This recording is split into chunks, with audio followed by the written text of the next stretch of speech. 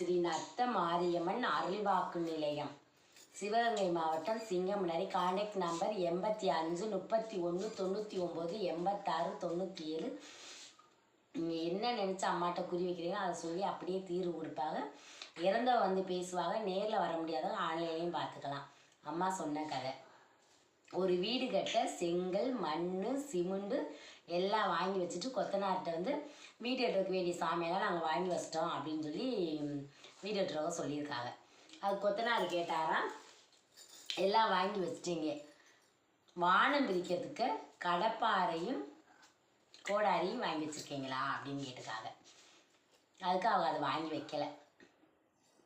இப்போ கடப்பாறையும் கோடாரி இருந்தாத்தே வானம் பிரிச்சாத்தே நம்ம ஒரு கட்டடத்தை வந்து கட்ட முடியும். அதே மாதிரி இதுக்கு என்ன அர்த்தம் அப்படின்னா, ஒரு சிலர் வந்து விசேஷம் வச்சு நல்லா ஊருக்கு பூரா பத்திரிக்கை அடித்து கொடுத்து எல்லாம் பண்ணிடுவாங்க. எல்லாத்தையும் அழைச்சிருவாங்க விருந்துக்கு. எல்லோரும் வந்துடுவாங்க. வந்த பிறகு அந்த விசேஷத்தில் நல்லா கறி விருந்து எல்லாம் சமைச்சு கமைச்சு எல்லாம் செஞ்சு வச்சுருவாங்க. ஆனால் செஞ்சு வச்சுட்டு என்ன பண்ணுவாங்கன்னா, தேவையில்லாத பிரச்சனை ஒரு 5 நிமிஷம் அதை யோசிக்காமல் ஒரு பிரச்சனை வந்துடும். அந்த பிரச்சனையை வந்து நம்ம என்ன பண்ணணும் அப்படின்னு யோசிக்க மாட்டாங்க.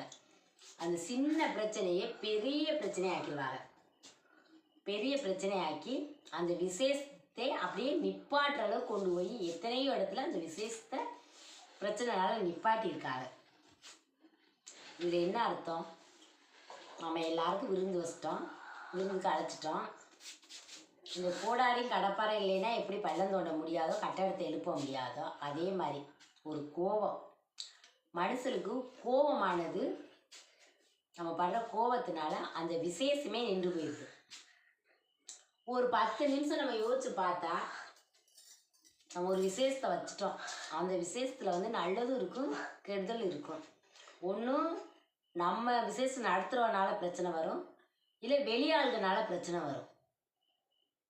எல்லாமே நமக்கு தெரியும், எல்லா இடத்துலையுமே நடக்குது பிரச்சனை. அதனால் வந்து நமக்கு எல்லாமே தெரியும்.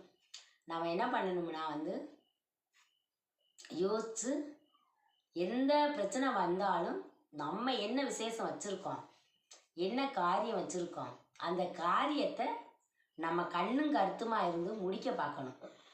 ஒரு பிரச்சனை வந்துட்டா அந்த பிரச்சனையை சரி பண்ண பார்க்கணும்.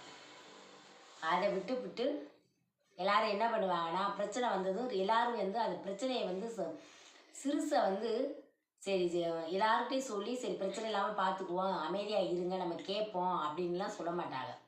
ஒருத்தருக்கு ஒருத்தர் வந்து கோபத்தினால வந்து வேகமாக எதை பேசக்கூடாதோ எதை செய்யக்கூடாதோ அதை புறமே செஞ்சே ஆரம்பிச்சிருவாங்க. அந்த மாதிரி செய்யக்கூடாது. வாழ்க்கையில் வந்து கோபம் வந்து ரொம்ப மோசமானது. நம்ம எந்த நிலைக்கும் கொண்டு போய் விட்டுரும். இவ்வளோ சாப்பாடு செஞ்சு இவ்வளோ விசேஷத்துக்கு ஆளுகளெல்லாம் அழைச்சி கடைசியில் ஒரு கோபத்தினால எத்தனையோ இடத்துல விசேஷங்கள் நின்றுருக்கு. அதனால் வந்து நம்ம எப்போவுமே கோபத்தை வந்து குறைச்சிக்கணும். கோபம் இல்லாத வாழ்க்கை மனுஷனுக்கு வந்து மன நிம்மதியும் நிறைவையும் கொடுக்கும். எங்கள் நத்த மாரியம்மா சொன்ன கதைன்னு அர்த்தம்.